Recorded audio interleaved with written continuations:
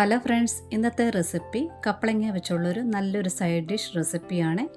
എങ്ങനെയാണ് ചെയ്തെടുക്കുന്നതെന്ന് നോക്കാം. ഞാനിവിടെ ഒരു മീഡിയം സൈസ് കപ്പളങ്ങ കട്ട് ചെയ്തെടുത്തിട്ടുണ്ട്. ഇതാ ഈ ഒരു കനത്തിലാണ് കട്ട് ചെയ്തെടുത്തിട്ടുള്ളത്. ഇനി വീണ്ടും ഇതൊന്നും നടുവേ ഒന്നുകൂടെ ഒന്ന് കട്ട് ചെയ്തെടുത്താലും കുഴപ്പമൊന്നുമില്ല. അതായത് ഒരുപാട് കനത്തിൽ കപ്പളങ്ങ അരിഞ്ഞെടുക്കരുത്. ഉരുളക്കിഴങ്ങ് പോലെയല്ല, കപ്പളങ്ങയുടെ കനം കൂടുന്തോറും അതിനകത്ത് ഉപ്പും ടേസ്റ്റും ഒക്കെ പിടിച്ച് വരാനായിട്ട് കുറച്ച് താമസമാകും. അതുകൊണ്ട് കഴിവതും കനം കുറഞ്ഞ് അരിഞ്ഞെടുക്കാനായിട്ട് നോക്കുക. കപ്പളങ്ങ പറിച്ച ഉടനെ തന്നെ നമ്മൾ തൊലിയൊക്കെ ചെത്തി കഴുകിയെടുത്തിട്ട് അരിഞ്ഞെടുത്താലും അതിനകത്ത് കുറച്ചൊക്കെ കറയുടെയൊക്കെ അംശം കാണും. അതുകൊണ്ട് കുറച്ചേറെ വെള്ളം ഉപയോഗിച്ച് നല്ലവണ്ണം ഒന്ന് ഉലച്ചെടുക്കുക. ഇതാ ഒരു വലപാത്രത്തിലോട്ട് മാറ്റിയിട്ടുണ്ട്. ആ കറയുള്ള വെള്ളമൊക്കെ ഒന്ന് വാർന്നു വരട്ടെ. അടുത്ത സ്റ്റെപ്പിലോട്ട് പോകാം. ഇതാ കടായിൽ എണ്ണ ചൂടായിട്ടുണ്ട്. പറ്റുമെന്നുണ്ടെങ്കിൽ വെളിച്ചെണ്ണ ഒഴിക്കുക. ഞാനിപ്പോൾ വെളിച്ചെണ്ണയാണ് ഒഴിച്ചിട്ടുള്ളത്. കടുക് ഇട്ടൊന്ന് പൊട്ടിയിട്ടുണ്ട്. ഇനി ഒരു 3/4 സ്പൂണോളം പെരിഞ്ചീരകം, വലിയ ജീരകം ചേർക്കുക. ഇതാ എണ്ണയിലിട്ടൊന്ന് നല്ലവണ്ണം ഒന്ന് ഇളക്കി എടുത്തിട്ടുണ്ട്. ഇനി സവാളയാണ് ചേർക്കുന്നത്. സവാള കുറച്ച് ഏറെയായിട്ട് ചേർക്കണം. ഞാനിവിടെ ഒരു വലിയൊരു സവാളയാണ് എടുത്തിട്ടുള്ളത്. അത് നീളത്തിലരിഞ്ഞ് അതും കൂടി ചേർക്കുക. സവാള ഇനി ഒന്ന് വഴറ്റിയെടുക്കണം. ഒരുപാടൊന്നും വഴന്ന് വരണ്ട. ആ പച്ച ടേസ്റ്റൊക്കെ ഒന്ന് മാറി ഒന്ന് വാടി വന്നാൽ മതി. ഇതിപ്പോൾ നോൺ സ്റ്റിക്ക് പാത്രം ആയത് കാരണം സവാളയുടെ കൂടെ തന്നെ പെരിഞ്ചീരകം ഒട്ടും കരിയാതെ തന്നെയാണ് വഴന്ന് കിട്ടുന്നത്. നോൺ സ്റ്റിക്ക് അല്ലാത്ത പാത്രത്തിലാണ് വഴറ്റുന്നു എങ്കിൽ തീ കുറച്ച് വേണം വഴറ്റിയെടുക്കാനായിട്ട്. ഇതാ സവാളയുടെ കളറൊക്കെ ഒന്ന് മാറി കിട്ടിയിട്ടുണ്ട്. പെരിഞ്ചീരകം ഒട്ടും കരിഞ്ഞിട്ടുമില്ല. ഞാൻ ഈ ഒരു സവാള മിക്സ് രണ്ടാക്കി ഒന്ന് മാറ്റിയിട്ടുണ്ട്. അതിൻ്റെ പകുതി വേറൊരു പാത്രത്തിലോട്ട് മാറ്റി വയ്ക്കുകയാണ്. ബാക്കി സവാളയിലോട്ട് ഇനി ചേർക്കേണ്ടത് ചില്ലി ഫ്ലേക്സ് ആണ്. മുളക് ചതച്ചത് 1 സ്പൂണോളം ചേർക്കുന്നുണ്ട്. ഇനി ഒരു 10-12 വെളുത്തുള്ളി നല്ലവണ്ണം ഒന്ന് ഇടിച്ചെടുത്തിട്ടുണ്ട്. അതും കൂടി ചേർക്കുക. കൂടെ തന്നെ ഒരു വലിയൊരു പച്ചമുളക് ഒന്നരിഞ്ഞ് ചേർത്തിട്ടുണ്ട്. കുറച്ച് കറിവേപ്പിലയും ചേർത്തിട്ടുണ്ട്. ഇനി ഇതെല്ലാം കൂടെ ചേർത്ത് ഒന്നുകൂടി ഒന്ന് വഴറ്റിയെടുക്കണം. ആ ചതച്ച മുളകുണ്ടല്ലോ, അതൊക്കെ ഒന്ന് മുരിഞ്ഞ് വരണം. പകുതി സവാളയും പകുതി കുഞ്ഞുള്ളിയും വേണമെങ്കിൽ ചേർക്കാവുന്നതാണ്.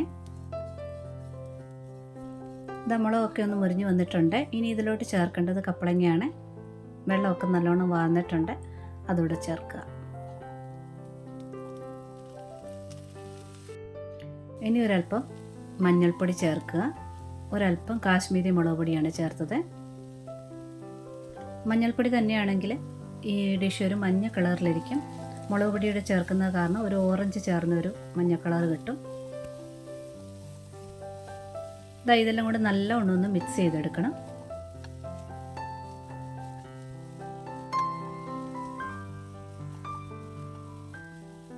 ഇനി ഇതൊന്ന് വേവിച്ചെടുക്കണം. നല്ല സോഫ്റ്റായിട്ട് വെന്തിട്ട് വേണം ബാക്കി ചേർക്കാനായിട്ട്. അപ്പോൾ വേകാനായിട്ട് എന്തായാലും വെള്ളം വേണ്ടി വരും. ഒരു 1/4 ഗ്ലാസ് വെള്ളം ഒഴിച്ചിട്ടുണ്ട്. കൂടെ തന്നെ ഉപ്പും ചേർത്തിട്ടുണ്ട് പാകത്തിനുള്ള. നന്നായിട്ട് വീണ്ടും ഒന്നുകൂടി ഒന്ന് മിക്സ് ചെയ്തെടുക്കണം. നോൺ സ്റ്റിക്ക് പാത്രം ആയത് കാരണം കുറച്ച് വെള്ളം ഞാൻ ഒഴിച്ചിട്ടുള്ളൂ. സാധാ കടായി ആണെങ്കിൽ കുറച്ചുകൂടി വെള്ളം കൂടുതലായിട്ട് ഒഴിക്കേണ്ടി വരുവേ. അതുപോലെ നിങ്ങൾ അരിഞ്ഞിരിക്കുന്നതിൻ്റെ കഷ്ണത്തിൻ്റെ കനം അനുസരിച്ച് വെള്ളത്തിൻ്റെ അളവിൽ വ്യത്യാസം ഉണ്ടാകാം. ഇനി മൂടി വെച്ചിട്ട് മീഡിയം ഫ്ലെയിമിലിട്ട് വേണം വേവിക്കാനായിട്ട്. നല്ല സോഫ്റ്റായിട്ട് വെന്ത് കിട്ടുന്നത് വരെ വേവിച്ചെടുക്കണം. ഇടയ്ക്ക് ഞാൻ 2-3 പ്രാവശ്യമൊക്കെ തുറന്ന് ഇളക്കിയിട്ട് വീണ്ടും തട്ടിപ്പൊത്തി ഒന്ന് മൂടി വെച്ചിട്ടുണ്ടായിരുന്നു. അഥവാ വെള്ളം വേണമെന്നുണ്ടെങ്കിൽ ഇടയ്ക്കൊന്ന് തളിച്ചു കൊടുക്കാവുന്നതാണ്. ഇതിപ്പം നല്ല സോഫ്റ്റായിട്ട് വെന്തിട്ടുണ്ട്. ആ വെള്ളമൊക്കെ വറ്റി വന്നിട്ടുമുണ്ട്. ഈ സമയത്ത് ഉപ്പൊക്കെ കറക്റ്റ് ആണോ എന്ന് ഒന്നുകൂടി ഒന്ന് ചെക്ക് ചെയ്യണം. പോരുന്നുണ്ടെങ്കിൽ ഇപ്പോൾ ചേർക്കുക. നല്ല മഴയുള്ള സമയത്ത് കപ്പളങ്ങയാണെന്നുണ്ടെങ്കിൽ ഇത്രയും വെള്ളം ഒഴിക്കേണ്ട ആവശ്യമൊന്നുമില്ല. പെട്ടെന്നത് വെന്ത് കിട്ടുകയും ചെയ്യും. അതുകൊണ്ടാണ് ഇത്ര സമയം വേണം വേകാൻ എന്നുള്ളത് എടുത്തു പറയാത്തത്. നല്ല സോഫ്റ്റായിട്ട് വെന്തിട്ട് വേണം അടുത്തത് ചേർക്കാനായിട്ട്. ഇത് വെന്തിട്ടുണ്ട്. ഇനി മാറ്റി വെച്ചിരിക്കുന്ന സവാള വഴറ്റിയത് അതും കൂടി ചേർക്കുക. കുറച്ച് കറിവേപ്പിലയും കൂടെ കൂട്ടത്തിൽ ചേർത്തിട്ടുണ്ട്. നന്നായിട്ട് ഇനി ഒന്ന് ഇളക്കിയെടുക്കണം. ആദ്യമേ ഉണ്ടായിരുന്ന സവാളയൊക്കെ അതിനകത്ത് വെന്ത് പോയിട്ടുണ്ട്. ഇങ്ങനെ ചേർക്കുന്ന കാരണം വഴന്ന് സവാളയോടെ ചേർത്ത് കഴിക്കുമ്പോൾ നല്ലൊരു ടേസ്റ്റ് കിട്ടും. അത് നന്നായിട്ട് മിക്സാക്കി എടുത്തിട്ടുണ്ട്. ഇനി ഇതിൽ ചേർക്കേണ്ടത് ഒരരയോ അല്ലെങ്കിൽ 3/4 കപ്പോളം തിരുമിയ തേങ്ങയുടെ ചേർക്കുക. ഇനി നമ്മൾ രസത്തിനൊക്കെ ചേർക്കാൻ വേണ്ടി ജീരകം വറുത്ത് പൊടിച്ച് വെക്കില്ലേ, ചെറിയ ജീരകം, അതിൻ്റെ പൊടിയാണ് ചേർക്കുന്നത്. ഒരല്പം ചേർക്കുക. വീണ്ടും നല്ലവണ്ണം ഇത് മിക്സ് ചെയ്തെടുക്കണം. ജീരകത്തിൻ്റെ പൊടി ലാസ്റ്റ് ചേർക്കുന്നത് കാരണം അതിൻ്റെ മണവും രുചിയും ഒന്നും നഷ്ടപ്പെടാതെ ഇതിൽ ചേർന്ന് കിട്ടും. അതുപോലെ നമ്മൾ തോരൻ വെക്കുന്ന സമയത്ത് ജീരകം ചേർത്തരയ്ക്കുമ്പോഴും ചേർക്കാതെ ഉണ്ടാക്കുമ്പോഴും ടേസ്റ്റ് വ്യത്യാസം തോന്നാറില്ലേ? കപ്പളങ്ങയും ജീരകവും നല്ലൊരു കോമ്പിനേഷനാണെന്ന് എനിക്ക് തോന്നാറുണ്ട്. അഥവാ നിങ്ങൾക്ക് ജീരകം ഇഷ്ടമില്ല എന്നുണ്ടെങ്കിൽ തേങ്ങ ചേർത്ത് നന്നായിട്ട് ഇളക്കിയതിന് ശേഷം ടേസ്റ്റ് ചെയ്ത് നോക്കുക. അത് ഇഷ്ടപ്പെട്ടിട്ടുണ്ടെങ്കിൽ അങ്ങനെ വേണമെങ്കിലും സ്റ്റോപ്പ് ചെയ്യാവുന്നതാണ്. ഇനി ഇത് മൂടി വെക്കണമെന്നൊന്നുമില്ല. അഥവാ മൂടി വെക്കുന്നുണ്ടെങ്കിൽ 1-2 മിനിറ്റ് മാത്രമായിട്ട് ചെറു തീയിലിട്ട് മൂടി വെക്കുക. തേങ്ങ നന്നായിട്ടൊന്ന് ചൂടായാൽ മാത്രം മതി. ഞാൻ ഇത് നേരത്തെ ഇട്ടൊന്ന് നല്ലവണ്ണം ഒന്ന് ചൂടാക്കി കിട്ടിയിട്ടുണ്ട്. കടുക് പൊട്ടിക്കുന്ന സമയത്ത് വേറെ ഓയിലാണ് ചേർത്തത് എങ്കിൽ ഇപ്പോൾ വേണമെന്നുണ്ടെങ്കിൽ 1 സ്പൂൺ വെളിച്ചെണ്ണ ലാസ്റ്റിലായിട്ട് ഒഴിച്ച് ഇളക്കിയെടുക്കാവുന്നതാണ്. തേങ്ങ നന്നായിട്ട് ചൂടായതിന് ശേഷം ഗ്യാസ് ഓഫ് ചെയ്യാവുന്നതാണ്.